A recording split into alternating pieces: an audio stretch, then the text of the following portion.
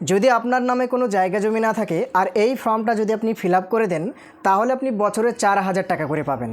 তো এই ফর্মটা পাওয়ার পর আপনি কিভাবে ফিল আপ করবেন, ফিল আপ করার পর এর সঙ্গে কি কি ডকুমেন্ট আপনাকে জমা করতে হবে, কোথায় আপনি জমা করবেন, কোথায় কি লিখতে হবে, সম্পূর্ণ কিন্তু এই ভিডিওর মধ্যে আপনাকে স্টেপ বাই স্টেপ দেখাবো। তো দেখুন বন্ধুরা, ফাইনালি আমার ফর্মটা আপনাকে দেখিয়ে দিয়েছি। আপনি আশা করি অনেক ক্লিয়ারভাবে অনেক সুন্দরভাবে দেখতে পাচ্ছেন। এবার আমি আপনাকে বলবো এই ফর্মটা আপনি কিভাবে ফিল আপ করবেন। দেখুন, প্রথমত এই ফর্মটার উপরের দিকে বাংলায় লেখা থাকবে পশ্চিমবঙ্গ সরকার কৃষি বিভাগ, ঠিক আছে। আপনি যে ফর্মটা ফিল আপ করবেন সেই ফর্মটা দেখবেন উপরের দিকে লেখা থাকবে পশ্চিমবঙ্গ সরকার কৃষি বিভাগ। এবার দেখুন, আমি আপনাকে বলি কিভাবে কোথায় কি লিখতে হবে। আপনি লক্ষ্য রাখুন এই জায়গাতে, দেখুন এইখানে লেখা আছে পার্সোনাল ডিটেলস, অর্থাৎ ব্যক্তিগত তথ্য, মানে যিনি আবেদন করবে তার কিছু তথ্য, ব্যক্তিগত তথ্য এখানে লিখতে হবে। তো প্রথমত দেখুন এই জায়গাতে লেখা আছে নেম, ঠিক আছে, মানে যিনি আবেদন করছে তার নামটা লিখতে হবে। কোথায় লিখতে হবে? এইখানে। এবার কিভাবে আপনি লিখবেন, বাংলায় লিখবেন, ইংলিশে লিখবেন? অবশ্যই আপনি ইংলিশে লিখবেন এবং আপনি বড় হাতের, অর্থাৎ যদি আমি আপনাকে বেসিকভাবে বোঝাই, আপনি বড় হাতের ইংলিশে লিখবেন, অর্থাৎ ক্যাপিটাল লেটারে লিখতেই হবে। দেখুন এখানে লেখাই আছে ইন ক্যাপিটাল লেটার, অর্থাৎ আপনাকে বড় হাতের করে এইখানে ইংলিশে আপনার নামটা লিখে দিতে হবে। যদি আপনার নাম হয় রাহুল শেখ তাহলে আপনি RAHUL রাহুল SK শেখ, মানে আপনার পুরো নাম যেটা সেটা এখানে লিখে দেবেন। বোঝা গেল? এবার দেখুন নিচের দিকে লক্ষ্য রাখুন, দেখুন এইখানে লেখা আছে রেসিডেন্টাল অ্যাড্রেস, অর্থাৎ আপনি যেখানে বাস করেন ওই বাসস্থানের ঠিকানা। বোঝা গেল?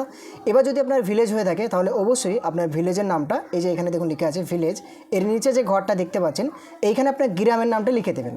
তারপর দেখুন এইখানে লেখা আছে গ্রাম পঞ্চায়েত, অর্থাৎ আপনার গ্রাম পঞ্চায়েতের যে নাম সেটা আপনি এই ঘরটাতে লিখে দেবেন। তারপরে দেখুন এখানে লেখা আছে পোস্ট অফিস, অর্থাৎ আপনার যে পোস্ট অফিস সেটা আপনি এই ঘরটায় লিখে দেবেন। এরপর দেখুন এখানে লেখা আছে ব্লক, এবার আপনার যে ব্লকটা সেই ব্লকের কী নাম সেই ব্লকের নামটা এই জায়গাতে আপনি লিখে দেবেন। তারপর দেখুন পুলিশ স্টেশন, অর্থাৎ আপনার থানার নামটা এই জায়গাতে আপনাকে সুন্দরভাবে লিখে দিতে হবে ইংলিশে। এবার আপনি এই জায়গাটা লক্ষ্য রাখুন, দেখুন লেখা আছে ডিস্ট্রিক্ট, এই ডিস্ট্রিক্টটাও আপনি এই জায়গাতে লিখে দেবেন সুন্দরভাবে ইংলিশে। এবার আপনি দেখুন এইখানে লেখা আছে পিনকোড, অর্থাৎ আপনার যে পিন নাম্বার সেই পিন নাম্বারটা এই জায়গাতে লিখে দেবেন। বোঝা গেল? তাহলে উপরকার পার্সোনাল ডিটেলসে আপনার ব্যক্তিগত তথ্য আপনি এইভাবে ইংলিশে লিখে দিলেন।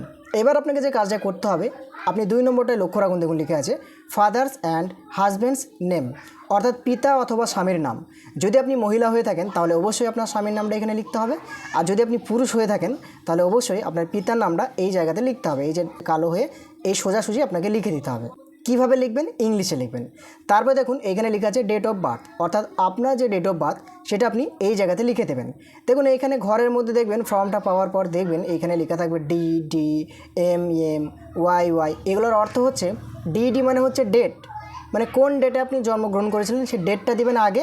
তারপরে MM মানে হচ্ছে মাস, এখানে আপনি মাসটা লিখবেন, আর এখানে Y মানে কত সাল আপনার সেটা এই জায়গাতে আপনি লিখে দেবেন। আশা করি আপনি বুঝতে পেরে গেছেন। এবার আপনি ডান দিকে লক্ষ্য রাখুন, দেখুন এইখানে লেখা আছে যদি আপনি বাংলাতে পড়েন দেখুন লেখা আছে বয়স 1/4/2026 তারিখে, মানে এই যে এখানে যে ডেটটা দেওয়া আছে এই ডেট অনুযায়ী আপনার বয়স কত হতে পারে। আপনার 23 বছর হতে পারে, আপনার 24 বছর হতে পারে, আপনার 25 বছর, মানে আপনার যেটা হবে সেটা আপনি এই জায়গাতে লিখে দেবেন। এখানে আপনি ভালোভাবে বুঝবেন, এই যে 1/4/2026 এই ডেট অনুযায়ী আপনার বয়স কত সেই বয়সটা আপনি এই জায়গাতে লিখে দেবেন। আশা করি আপনি এটাও বুঝতে পেরে গেছেন। এবার আপনি নিচের দিকে লক্ষ্য রাখুন, দেখুন এখানে লেখা আছে জেন্ডার, অর্থাৎ আপনি পুরুষ নাকি মহিলা সেটা আপনাকে টিক মার্ক দিতে হবে। দেখুন যদি আপনি পুরুষ হয়ে থাকেন তাহলে যে পুরুষ বলে লেখা আছে নিচে একটা ঘর আছে এখানে টিক মার্ক দিয়ে দেবেন। যদি আপনি মহিলা হয়ে থাকেন তাহলে যে ফিমেল অর্থাৎ মহিলা বলে লেখা আছে আপনি নিচের দিকে লক্ষ্য রাখুন টিক মার্ক আছে, এখানে আপনি টিক মার্ক দিয়ে দেবেন। তারপর দেখুন যদি আদার্স আপনি হয়ে থাকেন তাহলে অবশ্যই এখানে টিক মার্ক দেবেন। আশা করি এটাও আপনি বুঝতে পেরে গেলেন। এবার দেখুন কাস্ট, মানে আপনার কি কাস্ট, কী শ্রেণী আপনি, ঠিক আছে। তো সেটা যদি আপনি জেনারেল হয়ে থাকেন, বেসিক্যালি এটা বেশিরভাগ মানুষ জেনারেল অর্থাৎ সাধারণ হয়ে থাকে। যদি আপনি জেনারেল হয়ে থাকেন তাহলে অবশ্যই এই যে সাধারণ বলে লেখা আছে নিচে একটা ঘর আছে এখানে টিক মার্ক দেবেন। যদি আপনি SC হয়ে থাকেন তাহলে এই ঘরটায় টিক দেবেন। যদি আপনি ST হয়ে থাকেন তাহলে আপনি এই ঘরটায় টিক দেবেন। আর যদি আপনি OBC হয়ে থাকেন তাহলে অবশ্যই আপনি এই যে শেষে যে ঘরটা আছে এইখানে টিক মার্ক দিয়ে দেবেন। আশা করি এটাও আপনি বুঝতে পেরে গেলেন। Mobile number linked with bank account, মানে আপনার ব্যাঙ্ক অ্যাকাউন্টের সঙ্গে যে ফোন নাম্বারটা লিঙ্ক করা আছে সেই ফোন নাম্বারটা আপনাকে এই ঘরে বসিয়ে দিতে হবে। দেখুন এখানে 1 2 3 4 5 6 7 8 9 10টা, মানে 10টা ঘর আছে। তো আপনি যে ফোন নাম্বারটা লিখবেন আপনার ফোন নাম্বারটা কটা হয়? 10টা হয়। তো আপনি এইভাবে এইখানে আপনার ফোন নাম্বারটা প্রত্যেকটা ঘরে ঘরে একটা করে অক্ষর অথবা একটা করে সংখ্যা লিখে দেবেন। আশা করি এটাও আপনি বুঝতে পেরে গেলেন। এবার আমি আপনাকে দেখাবো সেটা হচ্ছে এই যে এখানে দেখুন লেখা আছে আধার কার্ড নম্বর ম্যান্ডেটরি, অর্থাৎ আপনার যে আধার কার্ড নাম্বার সেটা আপনাকে এই ঘরটাতে পুট করে দিতে হবে। আবশ্যিক, অর্থাৎ আপনাকে দিতেই হবে, মানে আধার কার্ড নাম্বারটা এখানে দিতেই হবে। যদি আপনার আধার কার্ড না থাকে তাহলে কিন্তু হবে না, আধার কার্ড নাম্বারটা এখানে আপনাকে বসাতে হবে। তারপর দেখুন এখানে লেখা আছে ভোটার কার্ড অর্থাৎ এপিক নম্বর, মানে যদি আপনার ভোটার কার্ড থাকে আপনি এখানে ভোটার কার্ডের নাম্বারটা লিখে দেবেন। আর যদি আপনার না থাকে তাহলে দেওয়ার দরকার নেই, মানে এখানে বলেই দিয়েছে দেখুন অপশনাল, দেখুন দিলেও চলবে না দিলেও চলবে, থাকলে দিবেন আর না দিলে দিতে হবে না, ঠিক আছে। এবার আপনি নিচের দিকে লক্ষ্য রাখুন, দেখুন এখানে লেখা আছে ব্যাঙ্ক ডিটেলস, অর্থাৎ ব্যাংকের তথ্য আপনাকে এখানে লিখতে হবে। ব্যাঙ্ক অ্যাকাউন্টে যেভাবে নাম দেওয়া আছে সেটা আপনি এখানে সুন্দরভাবে লিখে দেবেন। এবং দেখুন নিচের দিকে লেখা আছে অ্যাকাউন্ট নাম্বার, মানে আপনার যে ব্যাঙ্ক অ্যাকাউন্টের নাম্বার, এই অ্যাকাউন্ট নাম্বারটা এই ঘরগুলোতে আপনি বসিয়ে দেবেন। ডান দিকে লক্ষ্য রাখুন আইএফএসসি কোড, এটা হচ্ছে আপনার ব্যাঙ্ক অ্যাকাউন্টের বইয়েই আছে আইএফএসসি কোড, সেটা আপনি এই জায়গাতে লিখে দেবেন। তারপরে দেখুন এখানে লেখা আছে ব্যাঙ্ক নেম, অর্থাৎ আপনার ব্যাংকের কী নাম। আপনার ব্যাংক যদি হয় স্টেট ব্যাংক তাহলে অবশ্যই আপনি এখানে লিখবেন স্টেট ব্যাংক অফ ইন্ডিয়া। যদি আপনার হয় পাঞ্জাব ন্যাশনাল ব্যাংক তাহলে অবশ্যই এখানে লিখে দেবেন পাঞ্জাব ন্যাশনাল ব্যাংক, এইভাবে কিন্তু আপনাকে লিখে দিতে হবে। যদি আপনার স্টেট ব্যাংক হয়, অনেকজন এসবিআই বলে ছেড়ে দেয়, তো আপনি এটা পুরোপুরি লিখলে কী হবে, জিনিসটা ভালো হবে এবং তাদের বুঝতে সুবিধা হবে। তো অবশ্যই আপনি স্টেট ব্যাংক অফ ইন্ডিয়া এইভাবে ইংলিশে লিখে দেবেন ক্যাপিটাল লেটারে। আশা করি এটাও আপনি বুঝতে পেরে গেলেন। এবার আমি আপনাকে যেটা দেখাবো সেটা হচ্ছে ব্রাঞ্চ নেম, অর্থাৎ আপনার যে লিঙ্ক ব্রাঞ্চ, আপনার ব্রাঞ্চের কী নাম, আপনি যেখানে ব্যাঙ্ক অ্যাকাউন্ট খুলেছেন ওই ব্যাঙ্ক অ্যাকাউন্টের ব্রাঞ্চের নাম কি, সেই ব্রাঞ্চের নামটা এই জায়গাতে আপনাকে লিখে দিতে হবে এই ঘরটায়, সাদা ঘরটায়। তো আশা করি এটাও আপনি বুঝতে পেরে গেলেন। এবার আমি আপনাকে যেটা দেখাবো সেটা হচ্ছে এই যে লেখা আছে দেখুন অ্যাকাউন্ট টাইপ, মানে আপনার কী ধরনের অ্যাকাউন্ট। যদি আপনার সেভিং অ্যাকাউন্ট হয় তাহলে এই ঘরটাই, মানে উপরকার ঘরটায় টিক দেবেন।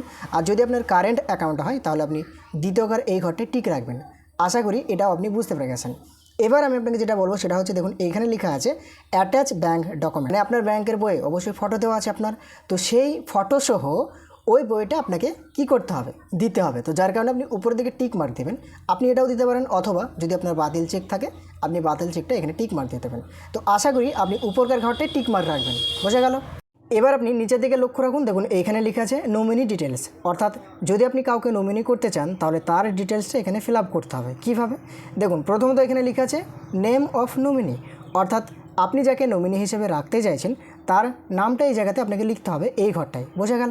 তারপরে নিচের দিকে লক্ষ্য রাখুন, দেখুন লিখে আছে রিলেশন উইথ অ্যাপ্লিক্যান্ট, মানে আপনি যাকে নমিনি করছেন, মানে আপনি আবেদনকারী, আপনি আবেদন করছেন ফর্মটা, কিন্তু যাকে আপনি নমিনি করছেন তার সাথে আপনার কী সম্পর্ক সেটা আপনাকে এই ঘরটায় লিখতে হবে, সম্পর্কটা এখানে লিখতে হবে। তারপরে দেখুন নমিনিস ফাদার হাজব্যান্ড নেম, অর্থাৎ আপনি যাকে নমিনি করছেন তার বাবার নাম অথবা তার স্বামীর নামটা এই জায়গাতে লিখে দিতে হবে। আশা করি এটাও আপনি বুঝতে পেরে গেলেন। এবার আপনি নিজের দিকে লক্ষ্য রাখুন, দেখুন এখানে লেখা আছে ডেট অফ বার্থ, অর্থাৎ যাকে আপনি নমিনি করছেন তার ডেট অফ বার্থটা এই জায়গাতে লিখে দিতে হবে। মানে এইখানে যা যা করতে হচ্ছে সব কিছু কিন্তু নমিনিরই হচ্ছে, বোঝা গেল। তারপর দেখুন ডান দিকে লিখে আছে বয়স 1/4/2026, অর্থাৎ 1/4/2026 অনুযায়ী তার বয়সটা কত হচ্ছে সেটা আপনাকে এই ঘরটায় লিখে দিতে হবে। আশা করি এটাও আপনি ক্লিয়ারভাবে সুন্দরভাবে বুঝতে পেরে গেছেন। এবার আপনি আর একটা জিনিস নিজের দিকে লক্ষ্য রাখুন, দেখুন এইখানে লিখে আছে name of guardian if less than 18 years old. এখানে আপনাকে যেটা বোঝানো যাচ্ছে, আপনি যাকে নমিনি করছেন যদি তার বয়স 18 বছরের নিচে হয় তাহলে তার বাবার নামটা এই জায়গাতে লিখতে হবে, বোঝা গেল। আর যদি 18 বছরের উপর হয় তাহলে লিখতে হবে না, ক্লিয়ার, বোঝা গেল। এবার আপনাকে নিচের দিকে লক্ষ্য রাখুন, এই যে ডেট অ্যান্ড তারিখ যেটা লেখা আছে এটাকে আপনাকে কি করতে হবে, কোনো কিছু ফিল আপ করতে হবে না। এটা আপনি যেখানে জমা করবেন রিসিপ্ট কপি হিসাবে উনি এটা আপনাকে কেটে দেবে। দেখুন এখানে লেখা আছে অ্যাকনোলেজ রিসিপ্ট, বুঝতে পেরেছেন, এটা আপনাকে কেটে দিয়ে দেবে। তাহলে প্রথমকার পেজটার ব্যাপারটা আপনি বুঝতে পেরে গেলেন। এবার আমি আপনাকে বলবো দ্বিতীয় পেজে কি আছে, চলুন দেখুন বন্ধুরা। দ্বিতীয় পেজে যেটা দেখা যাচ্ছে আপনি উপরের দিকে লক্ষ্য রাখুন, দেখুন লিখে আছে পশ্চিমবঙ্গ সরকার কৃষি বিভাগ, তার নিচে দেখুন লিখে আছে আধার তথ্য, আধারের সঙ্গে যুক্ত মোবাইলের তথ্য এবং আধার তথ্য সরকার দ্বারা ব্যবহার করার অনুমতি। মানে আপনি যে আধার কার্ডের যে তথ্যগুলো দেবেন সেটা সরকারকে ব্যবহার করার জন্য আপনি অনুমতি দেবেন। যার কারণে আপনাকে কী করতে হবে, এখানে লিখতে হবে আমি অমুক, মানে আপনি যেটা আবেদন করছেন মানে আপনার নামটা এই ঘরটায় লিখতে হবে। তারপরে আপনার পিতা অথবা স্বামীর নামটা এই জায়গাতে লিখতে হবে। তারপরে আপনার গ্রামটা লিখতে হবে, দেখুন এখানে লেখাই আছে পঞ্চায়েত লিখতে হবে, ব্লক যেটা আপনার হবে সেটা লিখে দেবেন। এবার আপনি নিচের দিকে লক্ষ্য রাখুন, দেখুন লিখে আছে স্বেচ্ছায় ঘোষণা করছি যে আমার আধারের তথ্য ভূমিহীন ক্ষেত মজুরদের জন্য বার্ষিক আর্থিক সহায়তা প্রকল্পে আধার আইন 2016 এবং পূর্ববর্তী সংশ্লিষ্ট নিয়মকানুন অনুযায়ী আমার পরিচয়ের সততা যাচাই করার জন্য ব্যবহার করতে দিলে আমার কোনো রকম আপত্তি নেই। মানে আপনি নিজেই বলে দিচ্ছেন, পারমিশন দিয়ে দিচ্ছেন, যদি আমার আধার কার্ডটা আপনি ইউজ করেন, ব্যবহার করেন আমার এই আধারের তথ্যগুলো নিয়ে, আমার কোনো ধরনের কোনো সমস্যা নেই। তারপরে কি বলছে আপনাকে দিতে হবে, যেরকম আমার আধার সংক্রান্ত তথ্য নিচে দেওয়া হলো, মানে আধার নাম্বার যেটা সেটা আপনাকে এই ঘরটায় পুট করতে হবে, মানে আপনার আধার কার্ডের নাম্বারটা এই ঘরে লিখতে হবে। তারপরে দেখুন এখানে লেখা আছে আধারের সঙ্গে যুক্ত মোবাইল নাম্বার, মানে আধার কার্ডের সঙ্গে যে ফোন নাম্বারটা লিঙ্ক করা আছে সেই ফোন নাম্বারটা কী করতে হবে, এই ঘরটাই আপনাকে লিখে দিতে হবে। এমনকি দেখুন ভোটার কার্ড নাম্বার, যদি আপনার ভোটার কার্ড হয়ে থাকে তাহলে অবশ্যই আপনি ভোটার কার্ডের নাম্বারটা লিখে দেবেন, আর যদি আপনার না হয়ে থাকে তাহলে আপনাকে লিখতে হবে না, অসুবিধা নেই। তারপরে দেখুন নিচে লেখা আছে নিজ স্বাক্ষরিত ভোটার কার্ড ও আধার কার্ডের কপি, মানে আপনি যদি ভোটার কার্ড দিয়ে থাকেন ওই ভোটার কার্ডের 1 কপি জেরক্স, এবং যদি আপনি আধার কার্ড দিয়ে থাকেন তাহলে অবশ্যই আপনার আধার কার্ডের 1 কপি জেরক্স কপি করে রাখতে হবে, বোঝা গেল। তারপরে এই যে এখানে দেখুন লেখা আছে স্থান, অর্থাৎ আপনি যেখান থেকে ফর্মটা ফিল আপ করছেন ওই জায়গার নাম হবে, তারিখটা এখানে দিয়ে দেওয়া হবে, এবং দেখুন এই জায়গাতে লেখা আছে ডান দিকে আবেদনকারীর স্বাক্ষর অথবা টিপসই, মানে যদি আপনার ফর্ম হয় তাহলে অবশ্যই আপনি এখানে আপনার নামটা লিখবেন, অথবা যদি নাম না লিখতে পারেন তাহলে কি করবেন, টিপ ছাপ দিয়ে দেবেন, এরকমভাবে, বোঝা গেল। এবার আপনি নিচের দিকে লক্ষ্য রাখুন, দেখুন এই জায়গাতে লেখা আছে পশ্চিমবঙ্গ সরকার কৃষি বিভাগ। তারপরে দেখুন এখানে লেখা আছে ভূমিহীন ক্ষেত মজুরদের জন্য বার্ষিক আর্থিক সহায়তা প্রকল্পে আবেদনের জন্য সুঘোষণাপত্র, অর্থাৎ সেলফ ডিক্লারেশন ফর্ম।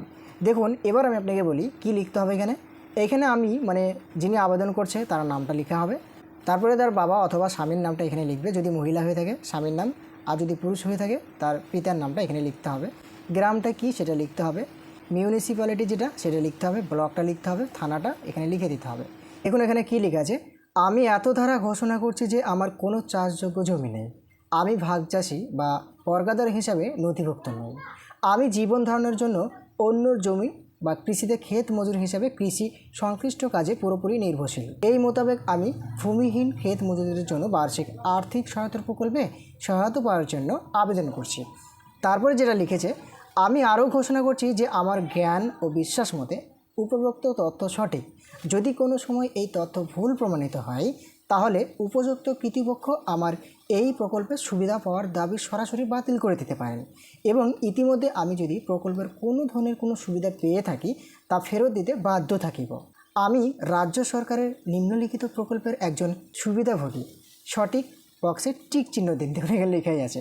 এবার আমি আপনাকে বলি, যদি আপনি আগে থেকে কৃষক বন্ধুর টাকা পেয়ে থাকেন অথবা রেকর্ডের টাকা যেটাকে বলা হয় যদি আপনি পেয়ে থাকেন তাহলে কিন্তু এই ফর্ম আপনার জন্য নয়, অথবা যদি আপনি লক্ষ্মী ভাণ্ডার পেয়ে থাকেন তাহলে কিন্তু এই ফর্ম আপনার জন্য নয়, অথবা অন্য কোনো যদি আপনি সুবিধা পেয়ে থাকেন তাহলে কিন্তু এই ফর্ম আপনার জন্য নয়। যদি আপনি কোনো কিছু না পান তবেই কিন্তু এই ফর্মটা ফিল আপ করলে আপনার যেটা বছরে 4,000 টাকা দেবেন বলছে ওটা আপনারা পেয়ে যাবেন। আর যদি আপনি লক্ষ্মী ভাণ্ডার পান তারপরে যদি এটা অ্যাপ্লাই করেন এটা কিন্তু হবে না, কোনো ধরনের কোনো কাজ হবে না। যদি আপনি কৃষক বন্ধু টাকা পান অলরেডি, তারপরেও যদি আপনি এটাকে অ্যাপ্লাই করেন তারপরেও কিন্তু আপনি টাকা পাবেন না, মানে একবারেই আপনি কিছুই পান না আর আপনার জমি নেই, আপনি এটা অ্যাপ্লাই করতে পারেন, হাসি মুখে আপনি পেয়ে যাবেন। তারপরে দেখুন এখানে কী লিখা আছে আবেদনকারীর স্বাক্ষর অথবা টিপসই, এখানে আপনার নামটা লিখবেন এবং যদি নাম না লিখতে পারেন অবশ্যই টিপসই দেবেন। আবেদনকারীর মোবাইল নাম্বার যেটা এখানে লিখে দিতে হবে, স্থানটা এবং তারিখটা এই জায়গাতে বসিয়ে দিতে হবে। এইভাবে ফিল আপ করার পর যদি আপনি এটাকে জমা দিয়ে আসেন আপনার ভিডিও অফিসে, অবশ্যই তারা অ্যাপ্লাই করে নেবে।